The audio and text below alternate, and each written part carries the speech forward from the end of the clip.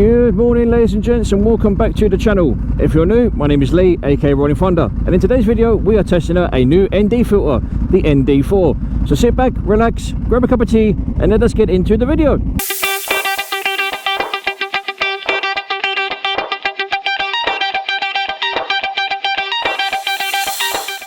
So ladies and gentlemen, how are we doing on this lovely sunny morning? This is day 3 of my 30-day challenge, and today we are testing out a new ND filter made by those lovely people down at Freewheel. Right now we're using ND4 just to see whether or not it actually makes any difference whatsoever to the actual quality of the footage, and whether or not it makes the actual contrast that little bit better, or whether it doesn't. It's the first time we're using one. I've never used an ND filter before, so I figured it's nice and sunny, so today is as good a day as any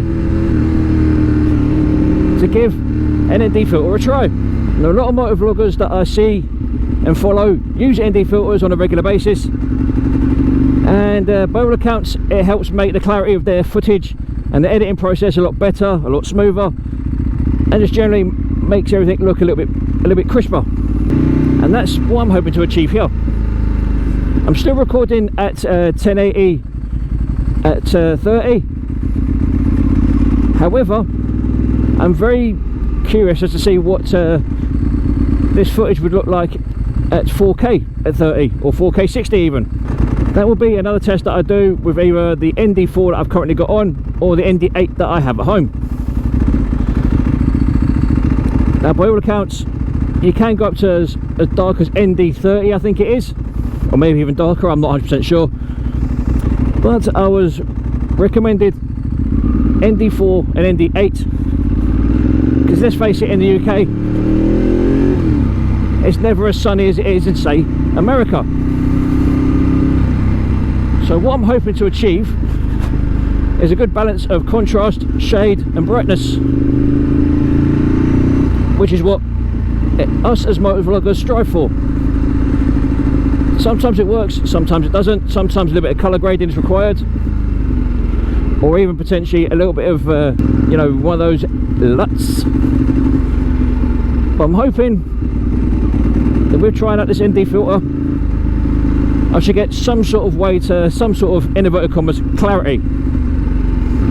With any luck with using this ND4 filter, you guys should hopefully be seeing the same level of quality, or hopefully even slightly better than what you've seen in the past. And it would be nice as well to get your guys' feedback on whether or not it looks better with the ND filter or without. And I won't know what it looks like until I look at it back on my phone or when I get into editing. But if you guys think it looks better with the ND filter on, then obviously do the usual, put it down in the comments box down below with the hashtag ND4 or hashtag ND filters or something like that, to let me know whether or not this actually looks good and if I should keep it. I mean, it doesn't make the camera look too shabby. I mean, I know I'm a bit vain when I say that, but I actually worry about putting things on my camera now because I'm worried it might fall off. I know I've got my mic adapter held on with a cable tie, and I've got my actual mount attached to my chin with double-sided Velcro. But you know, needs must and all that. You know how I do. Also, ladies and gentlemen, how are we all coping with these new, more relaxed COVID restrictions in the UK? It's been a little while since Boris made his announcement saying about how he's going to scrap face masks, or should I say make them non-compulsory and stuff like that. I personally think he's a fucking idiot for doing what he's done, but there you go. I personally don't like the idea of people potentially being asymptomatic with COVID and running around coughing on people and sneezing on people and whatever else. It's just, for me, it's just no. It's just a no-go. But at the end of the day, what can you do? Like I said in the previous video, this is the guy that we entrusted the country to, who's the fucking crossbreed between a dictionary and a fucking alpaca. So, you know, this country was fucked from the day that he took power, or the day he took office, whatever you want to call it. Once again, it's a beautiful morning. Barely a cloud in the sky. It's lovely and warm, if not for me slightly too warm. But there you go. And you know, the hay fever's behaving, the diabetes is behaving, my eyesight's behaving.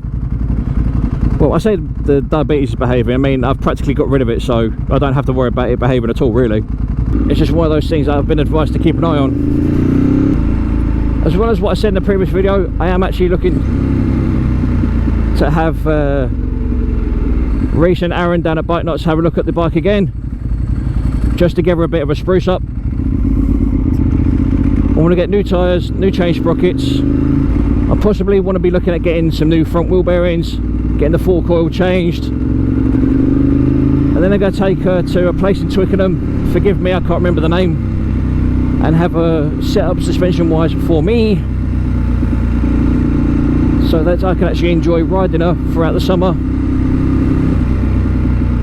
and it won't cause me too many issues, as they say. And as always, ladies and gents, I do really appreciate all the comments and the thumbs up and stuff like that. And if you've got a second, it would be great if you wouldn't mind just giving this video a thumbs up.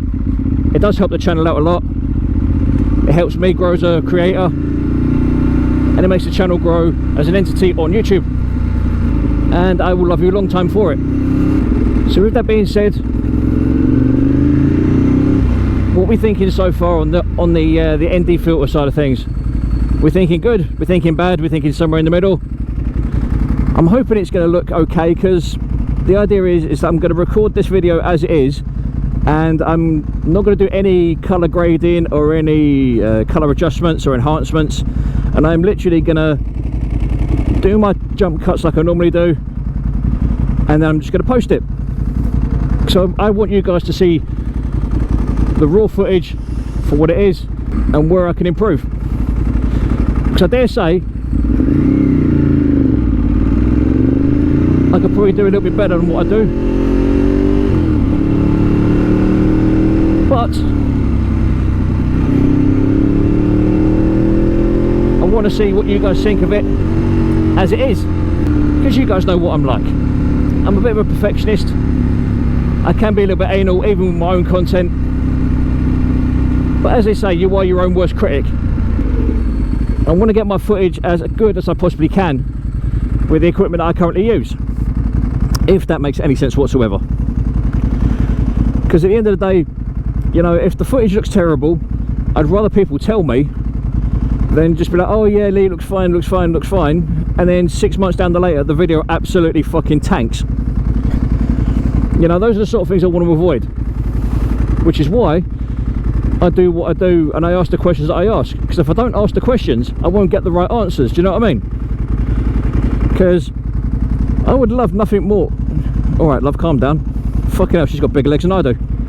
I want nothing more than to be able to say, yes, my video quality is almost as good as the likes of Chase on Two Wheels, Motor City and so on. But I know for a little while it's not going to get there, which is why I make do with what I have. And that's why I ask the questions that I do. I ask you guys questions of whether or not the video quality, the audio quality looks good, sounds good, blah blah blah blah blah. I don't do it just because, you know, I like repeating myself. I do it because I want to know what you guys truly think. And for the 6,500, 7,000 subscriber odds that I've got, you know, it doesn't sound like a lot in the grand scheme of things, but with getting the feedback from you guys, like I've said, it helps me progress, it helps me improve my skill sets, it helps me try and rectify mistakes of previous videos and previous years and so on. And that's what it's all about. And again, like I said in the previous video, every day is a school day. Always learning, always gaining new skills, always rectifying old habits. And it's the habits, I think, that are going to cause me to have more issues than I need, and that's something I want to try and rectify. So, you know, it is what it is. It's all about learning, and the more I learn, the better I get. And that's true to be said of near enough everything in life. The more you do it, the better you get, and that's kind of where I'm at the minute. I want to learn and be able to do bigger and better things with my channel, and I'll learn to do that through, like I said, practice, repetition, and learning and mastering new skills. Once I've mastered these new skills, then I will be in a position where other motovloggers and other entities on the internet and YouTube in particular will want to collaborate with me, because they know, or they will know, sorry, that the footage that they're being part of isn't going to drag down their channel and boost mine.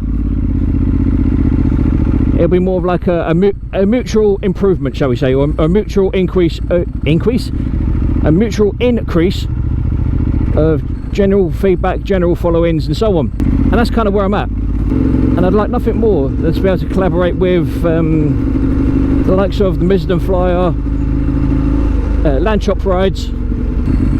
I'd like to be able to also collaborate with the likes of Premises 182, Spicy 110, Bavron Grumble, and the guys at 44 Teeth. You know, those are the guys that I aspire to be like. Those are the guys that I aspire to get the great following that they've got. You know, it's those guys. I mean, yes, okay, I follow Chase on Two Wheels, Motonosity, Do It With Dan, and so on. And also one of my personal favourites, Downshift 83 and Fast Lane D. And I follow these guys because they give me the inspiration and the motivation to do what I do, as well as you guys as well, obviously. You know, if it wasn't for my followers, like I said, okay, I am a small channel, and yes, I've only got 6,500, 7,000 subs, but those 6,500, 7,000 subs are what helped me improve my channel, give me the motivation and the inspiration to keep doing what I do. And you know, that's amazing. It's also really, really humbling that I've got 7,000 odd people that want to watch my content, whether it be a 2-minute video or a half-hour video. The fact that people actually want to watch it is really, really humbling, and I do thank you guys literally from the bottom of my heart for that, because like I always say, without you guys there would be no channel. Without the loyal 6,500, 7,000 subs that I've got, the channel wouldn't have anyone watching it and have no one to support it, apart from obviously me as the creator. But like I said, it's amazing, it's extremely humbling, and you know, I can't say anything more than thank you. Do you know what I mean? You guys are what makes the channel worthwhile. I love riding my bike, I love making content, I love sticking it on YouTube. Okay, fine, it may not be the best quality in the world right now, but at the end of the day, it's about the information and it's about the actual content of the video, not the quality, if that makes any sense. And I've come to learn that quite quickly, that you can have an amazing video, but if the audio quality is terrible, especially, people won't watch it. And it's like, you could be recording a video in 480p or 720p or whatever at 30 frames per second, but if your audio is good and the information within the video is good, people will still watch it. And that's kind of where I'm at now. That doesn't mean to say that I'm going to start recording in 720p, because I don't need to. But the fact is that if your audio is good and the content within said video is good, people will watch it regardless of what the video quality actually is. And as they say, audio is 50% of the video. Oh, pardon me. Get the audio right. Oh, there's a doggy in the back of the car. Oh, poor thing, it looks so hot. As I'm saying, get slightly distracted by a dog in the back of a car. A video is only as good as the content and the audio, in my opinion. And like I've already said as well, audio is 50% of the video. You get good audio, you've got a somewhat good video. If you're lucky enough to have a decent camera as well, you know, like a GoPro or a Drift or whatever, or even a DSLR or whatever you happen to be using at the time. And most people know, when it comes to loading on YouTube, Yes, okay, you can record in 5K. Yes, okay, you can record in 4K. Doesn't mean to say that YouTube is going to like you enough to allow you to publish it in 4K or 5K. So if I'm not mistaken, I don't think there is a 5K option on YouTube at the moment. But anyway, I digress. I can record at 4K at 30 frames per second or 4K at 60 or whatever. But at the end of the day, YouTube will always bit crush that down to either 1080 or 2.2K or something like that. So at the end of the day, there's no real point. You're not going to gain anything really. If you record in 1080 at 60, it will get published at 1080 at 60. To which case you're not losing any of the quality. But that doesn't mean to say that you could record in 4K. It will get bit crushed down to 1080 and it will still look amazing, because it probably will. But at the same time, why bother putting your channel and putting yourself through that extra hassle just because it's 4K? Do you know what I mean? But it is what it is. But anyway, ladies and gents, thanks for sticking around. Thanks for listening to me waffle on. As always, you have been awesome. I have been Lee, aka Rollin Thunder. So for now, this is me, Lee, aka Rollin Thunder, saying look after yourselves, look after each other, stay safe on the roads, be aware of COVID-19, be good to yourselves, be good to each other, and as always, adios.